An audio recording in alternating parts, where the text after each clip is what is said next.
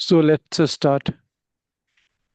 S- So Neeraj, could you please brief yourself and your day-to-day activity in your current organization? Okay, so my full name is Neeraj Singh Atrri, and I'm from Faridabad. And I have around 3.3 years of experience working as a SQL database administrator. And currently, I'm working at Maxwell International, New Delhi, as a DBA, basically MS SQL DBA. And talking about my day-to-day activities, I perform tasks like configuring and monitoring backups and restoring them. And also, I monitor the jobs, whether they are working or not, and if they're not working, then troubleshooting them that why they're not working, and also creating jobs according to the requirement of the client and the company. And I also perform creation and assigning of permissions to logins and users as per the requirements of the client. And along this, I also perform performance tuning and optimization. And there are various basic activities like creating triggers, link servers, which I perform on daily basis also. So this is all about my day-to-day activities, and I have sound knowledge of some concepts like mirroring, application. Uh, yeah, so that's all about my day-to-day activities. Okay. Have you implemented any like a disaster recovery plan in your current company? Yes, sir. I have configured and monitored logship. So which DR plan you applied, implemented into your current organization? Because multiple disaster recovery plan are available in MS SQL Server. Yes, sir. They are always on groups also, but I haven't worked on them. I only worked on log shipping. Okay. So could you please tell me what is a basic like a step by steps configuration of the log shipping? So, sir, when we talk about configuring the log shipping, so let's first talk about what is it. So should I explain it? Yes, yeah. Step by step. Basically, let's suppose a client is providing a new server, SQL server, and Okay. in a SQL server you have multiple databases. So next step, they are handovering to you, and you have to start log shipping configuration for the specific database. So could you please tell me what is the steps you have to go Okay. through? So, sir, let's take the example like we have two servers, server one and server two. So we want to configure the log shipping at server one. So we will go to the server and expand the databases, and we'll select the database on which we want to configure log shipping, and then we will take the full backup and then the log backup of that database. And if on the second server, if we have already configured the or restored the database, so it's fine. If we haven't configured it yet, so we will go over to the second server, and we will restore that backups or the full backup and the log backup with no recovery at the second server. So after that, we will go to the server one, and we will expand the databases, and we'll go to the database on which we have configured the log shipping. Then we will right click on it and go to tasks and then log shipping. And then, sir, there are various steps like uh, the destination. Also, sorry, I skipped one step, which is creating a shared folder. So after taking the backups, we will create a shared folder and we will copy its network path. And uh, after that, we will go to that server one, and click on the database and click on task and log shipping. And after that, it will ask for the shared folder path. Then we will paste the shared folder path. Then there are various configurations like the copy job, the restore job, and the backup job. So we will schedule them according to the requirements. And after that, we will click OK, and the log shipping will start. So four jobs will be created there: the copy job, the backup job, and the restore job, and also fourth job, which is the alert job. So the backup job will be created at the server one, which is the primary server, and the copy and restore jobs are created at the server 2, which is the DR server. And if we have configured the witness server, which is the third server, which is basically for monitoring, which we have to also configure while configuring the log shipping. I missed the step. So if we have configured the witness server, then the alert job will be created over there, and its responsibility to monitor that the jobs are created or not, or whether the four jobs are working correctly or in sequence or not. So if we haven't configured the witness database, then the alert job will be created on the both primary server and the DR server. Okay, so Yes, sir. what is the job of copy job? Yeah, so for the copy job will be copying the backup from the server from the drive of the server one and pasting it to the uh, at the drive of the server two, so that it can be stored at the server two. So what is the source for copy job? It's a network path or local path. Which path will take to copy your TR and transaction log file into the target? So it is the shared path. Okay. Let's suppose your primary server went down. So what should be the steps you have to take care to make available your secondary server as a primary? Uh, sir, if primary server went down, Yep. then yeah, so the backup job will not be running at that point, but the Okay. copy and restore job are running at that point. Yep. So yeah, we can stop these jobs and make the secondary server from non from restoring mode to recovery mode by using the command line, by using the command for we restore the database with recovery. So it will now be in recovery mode, and we can access that database, the secondary. Okay. Let's suppose your database are in simple recovery mode. Can we configure log shipping? No, sir, we cannot configure log shipping in simple recovery mode. Okay. How many type of recovery model of the databases? So there are basically three types of recovery modes in databases: simple Okay. recovery mode, full recovery mode, and bulk log recovery mode. Okay.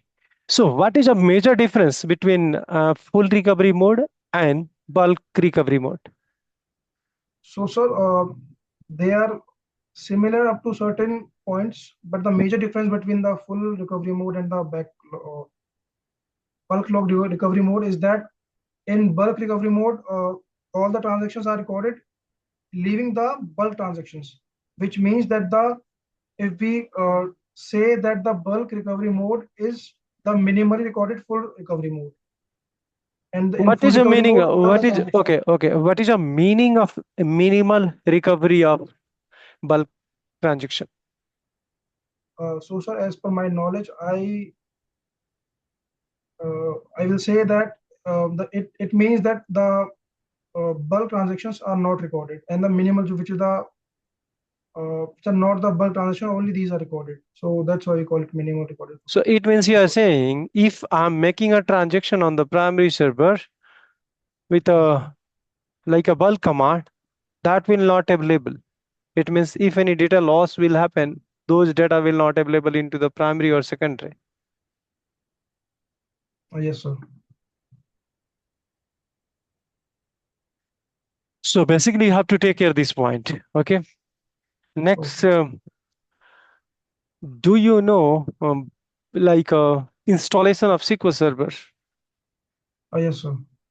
Okay, tell me what is the steps and which type of issue you are facing at the time of installation and upgradation. What type of issue you Uh, face till now? so, sir, if we talk about installation, there are multiple steps which you have to follow. Okay, So, steps. I'm not asking for the steps. Could you please explain how many types issue you face till in your 3 years career in a SQL Server DBA? okay. So, sir, the first issue will be the OS compatibility issue, that the operating system is not compatible with the SQL Server version which we are trying to install. Okay. Uh, yeah, and then So what are fixed for those if operating system is not compatible? sir, if we have the option to change the operating system, then we can go for changing the operating system which is suitable for that instance or the server which we are going to install. And if it's not feasible, then we can go to that option that in which that the version which is compatible with that operating system, we can install that. Any other issue you faced till now? Yes, so there may be hardware requirements which are not set fully fulfilled during that installation, Okay. Could you please like tell not me? sufficient RAM. Okay, Yeah. okay, no problem. So I want to know which type of you can see backup policy implemented in your current company. Could you please tell me? So, sir, the current backup policy which we follow in our company is basically we take the full backups on the weekend, that is on Saturday at 12 a.m. And then the differential backups we take every day except the Saturdays, as we are taking full backups on Saturday. So we're not taking the differential backup on Saturday and leaving Saturday on all other 6 days, Monday to Sunday. We take the differential backup at 12 a.m. also. And sir, the uh, time for the log backup depends upon various factors. So if the database, if the transactions are high priority, then we can reduce the time up to 5 minutes or less. And if it is not that much high priority data, then we can log shift for up to 30 minutes or 1 hour or 2 hours, whatever we can use. But currently we are using 15 minutes. So every 15 minutes we are taking the log backups every day. Okay. Okay. Every 15 minutes log backup, you're saying. Yes, sir. Okay. Let's just start some scenario because today is I think Tuesday. Okay.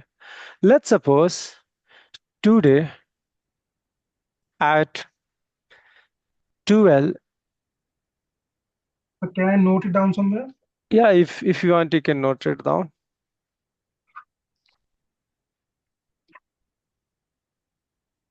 Yes, sir. So current time is 12:46. Okay, let's suppose your server crashed 12:46.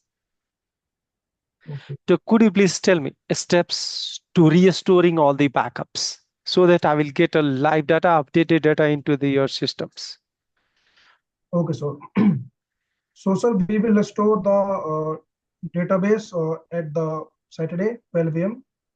And after that, the last differential backup will which will be on So Monday if you, if 12 you a.m. can expand, if you can explain which day full backup you'll be restoring, We will be restoring the full backup which date? of the yeah.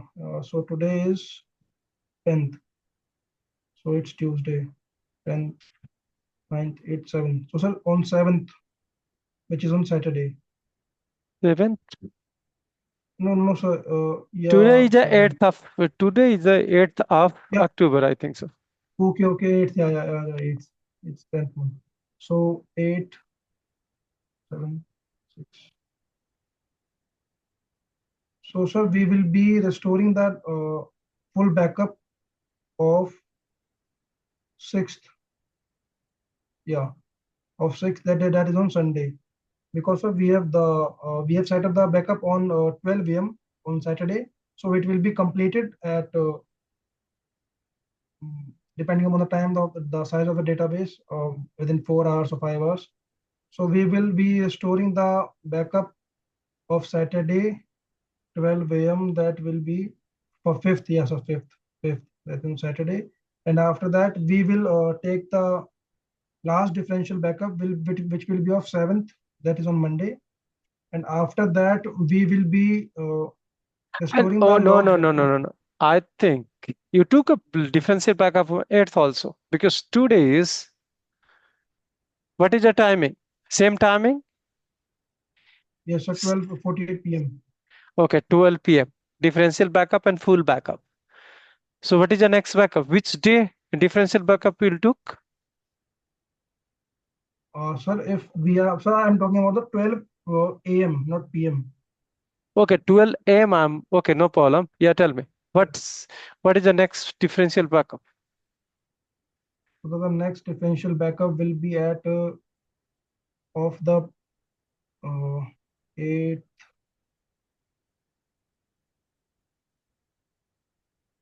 12 a.m. at 01 it will be 8. So on 7th the 12 a.m. backup. And at So that is the differential is not completed till now.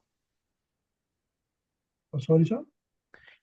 8th October differential backup is completed or not? Could you please tell me? 8th October differential backup is not completed. No, no, Com sir. It will be completed at midnight 12 a.m. okay. It means it's already completed. 12 a.m. 8th of October. Backup it's already completed. No, sir. At 12:01 minute it will be 8 12. now. After 12:00 at 12:01 it will be 8. So at 12:00 it will be 7th only. Okay. Yes, sir. So at today at midnight 12 a.m. it will be the today's backup, 8 backup, differential backup. Okay. And next steps. And then, sir, after the last differential backup, we will restore all the log backups. So the corruption occurred at 12:46. Yeah, So 12:46. 12:50, 12:30, 12:45. So we will restore the log backups till 12:45. And Yes. if we can, yes, sir. So, sir, if we can afford the 1 minute data loss, then we can go with this scheme only. But if we cannot go with that 1 minute data loss, then we can use the copy with it backup, which is basically for on-time recovery. Which So we which can backup also, you are saying? Which backup? sir, copy only, sir, S- copy only. Yeah. No, copy only. Basically, I said your primary server database already corrupted. It's corrupted already. How you can Yeah, sir. like take up copy only backup of those server? Yeah, It's not we available. cannot take. Yes, sir. Yes. So, sir, Okay, so you can restore till 12:45. It means yes, sir. 1 minute data loss will happen. Could you Yes, please sir. tell me what is the point in time recovery? So point in time recovery is basically recovering the database till a specific point of time. Okay, could you please tell me what is your command for restoring a database in a point of time? Yes, sir. Tell me So, command. sir, the command, so should it write it down or should it speak it verbally? Yeah, verbally if you can. Yeah, okay. So it will be restore database name from disk. The path will be there with stop at the time which till which we want to recover. Stop it. What is Yes, the sir. format of date?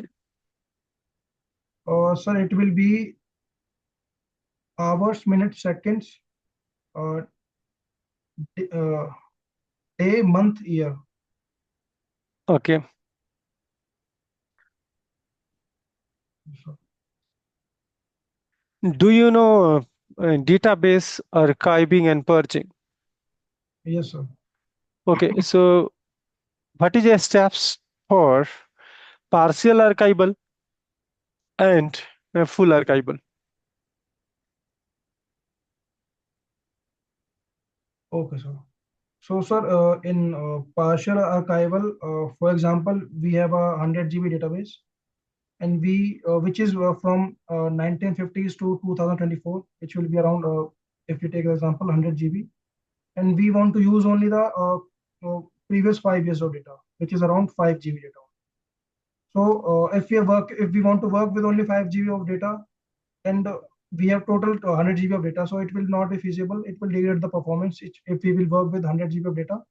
So we can create a new database and move the 5 GB data, or the copy the backup and store the, yeah, we can directly export the data to that database, the 5 GB database, in a new database, and we can rename the previous database, the original database, as the backup database, and we can put that database over the archival server. And sir, if we talk about purging, sir, in purging we will delete the unused data. Okay, I'm asking And like sir, a full archival. What is the process for the full archival?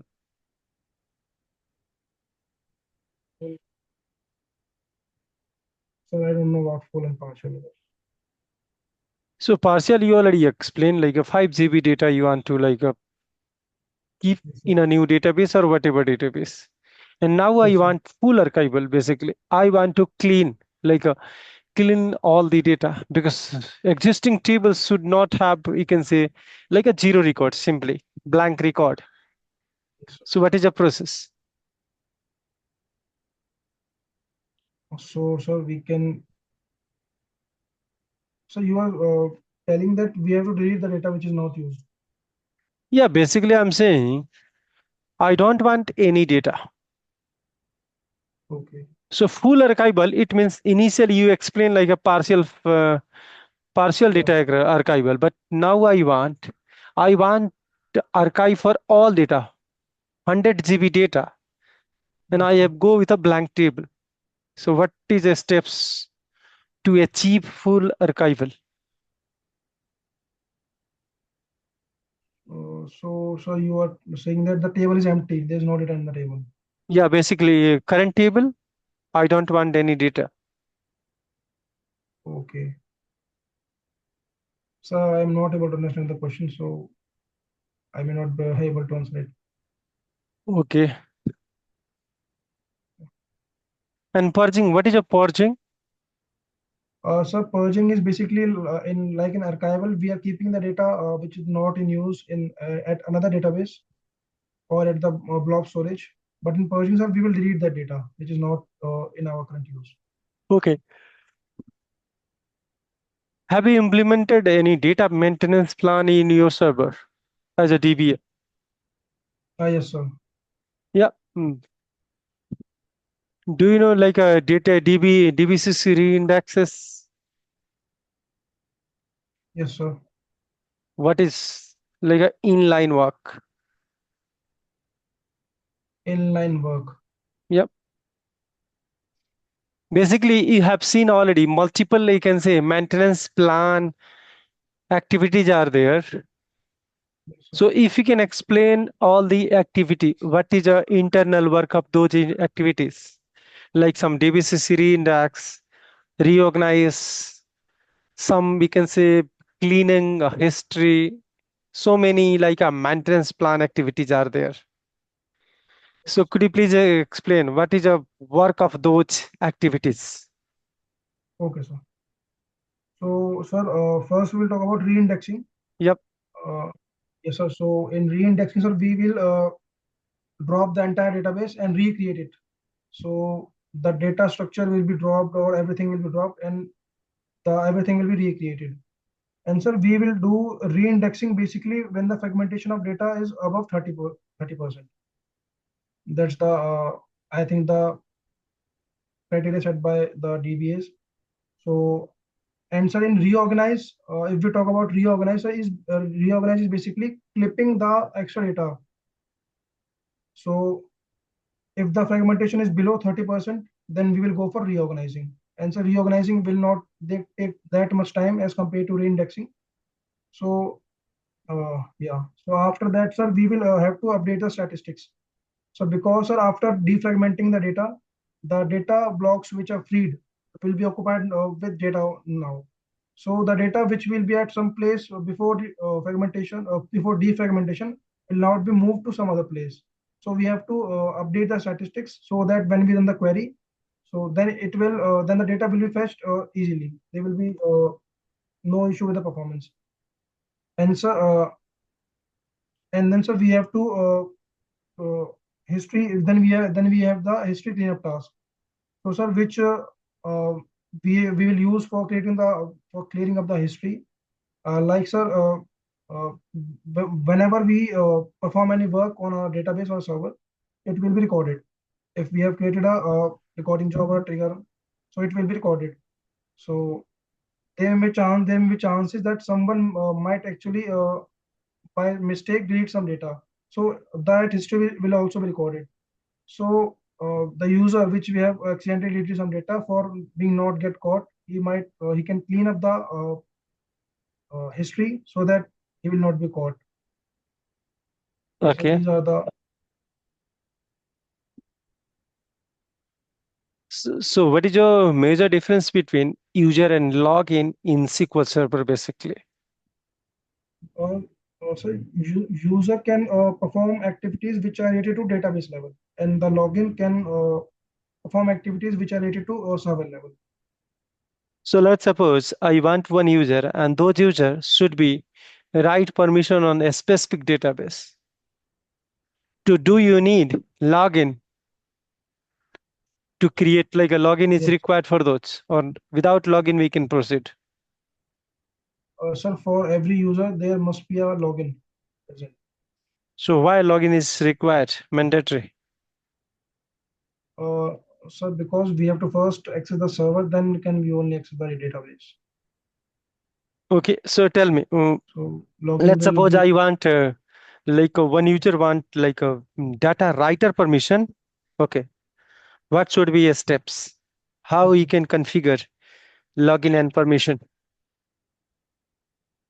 Okay, sir. So, sir, we will go to the server.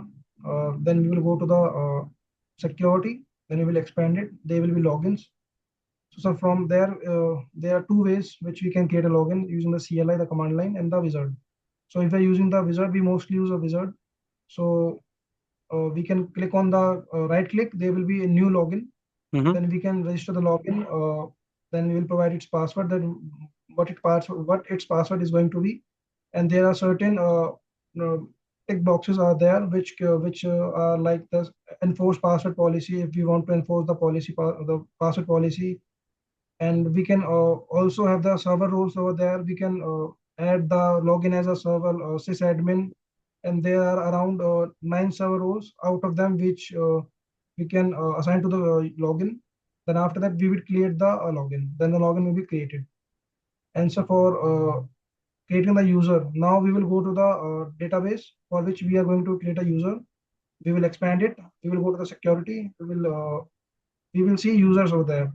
So we will right click on the user, create new user, and so we will provide the information like its name and password, etc. And then there are mappings. User mappings are there. So uh, from there we can assign the roles which we want the user, which he can perform on the database, and then we will click OK. Then the user will be created. So what is your Yes. mapping? Could you please explain mapping? So mapping is basically mapping, sir. If we have two databases, DB1 and DB2, and we have created the mapping of user one to DB1 only. So uh, even it has a login over the server, but the user one can only access the DB1, the DB1 database only, because we have created a mapping to DB1 database only. It will not access the database two, or the database two is not accessible to the user. Okay. So mapping basically login and user relation between them. Basically, we are creating a relation between login and user, Yeah, also. and user reside into the database. Yes, sir. Okay. Next, Okay. have you faced any performance issue in your current organization? Yes, sir. There are multiple performance issues So which we how face. how you resolve those issues? Could you please explain? Yeah. So, sir, there might be blockings and deadlocks which might happen. So, for finding the blockings and resolving them, first we will use the sp underscore who to active command, which will list out all the users of all the so queries or the procedures which are currently active or running. So that after that we will go to the DBCC open tran, which will provide us all the transactions which are currently open, which are not performed, which are not executed completely. So filtering out from that, we will use the DBCC input buffer. Okay. Yeah. So, sir, the input buffer will give us the information about the which query is running and who ran the query. So after running the DBCC input buffer, we will decide whether we have to kill, whether we can kill the head blocker or not. So, sir, if we can kill the head blocker, we will kill it directly and the blocking will be resolved. And if, sir, we cannot kill it, then there are various multiple things which we can do to resolve the performance issue. Okay. Could you please tell me those like a point to resolve Yeah. blocking issue? Okay. So, sir, there may be chances that that there are there are no indexes on the table from which the data is being extracted. So, sir, we will if we can run the query at that time. Uh, oh, sorry, if the execution of the query will take much time, then we can use the estimated execution plan. So, sir, we will get the estimated execution plan, and from there we can find out that whether there are index seeks are there, index scan is there, table scan is there, or is there any key lookup or not. So, sir, if there is no index, then there will be table scan, which means that the query has to or the executor has to go through all the records. It will have to search all the records one by one until it get the desired record. So, and sir, if we have created the clustered and non-clustered index. So, sir, if we have created the clustered index, then the index scan will happen.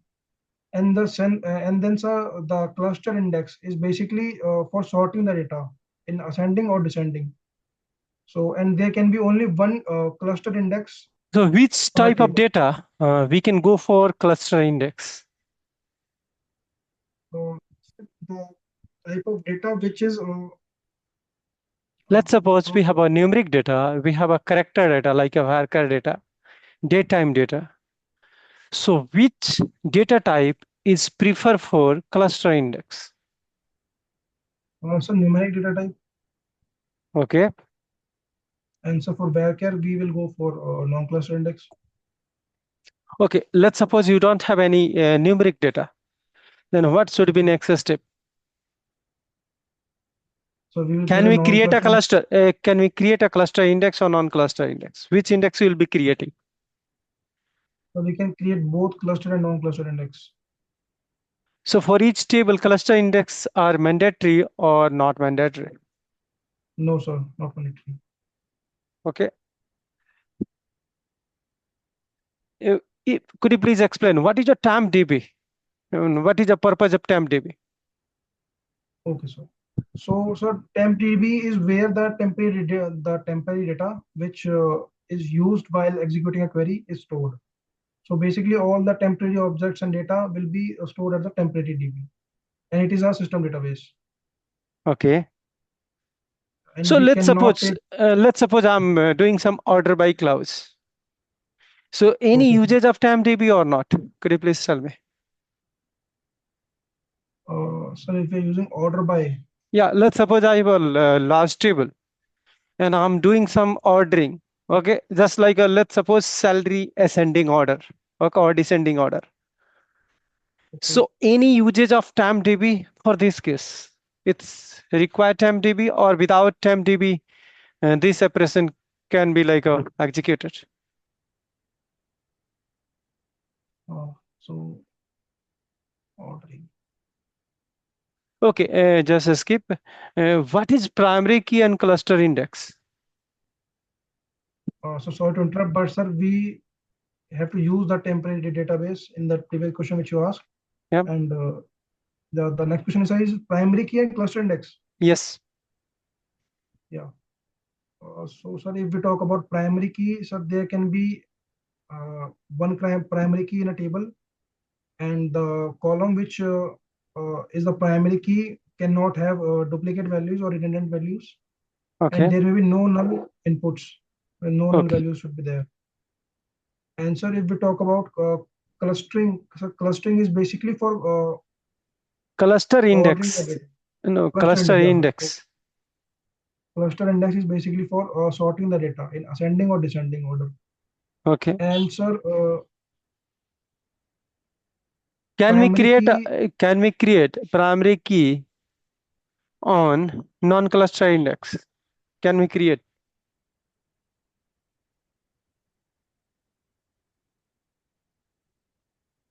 Because by default, when we are creating a primary key, it's creating a cluster index by default. But I'm asking, without cluster index, can we create a primary key?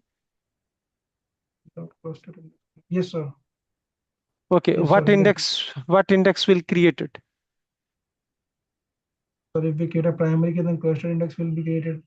And if I already created a cluster index, and after that I'm going to create a cluster primary key, which Okay. index will create it? So no index will be created. Which Oh, sorry, index? sir. Sir, a new index will be created. A new Okay, cluster index will be created. no.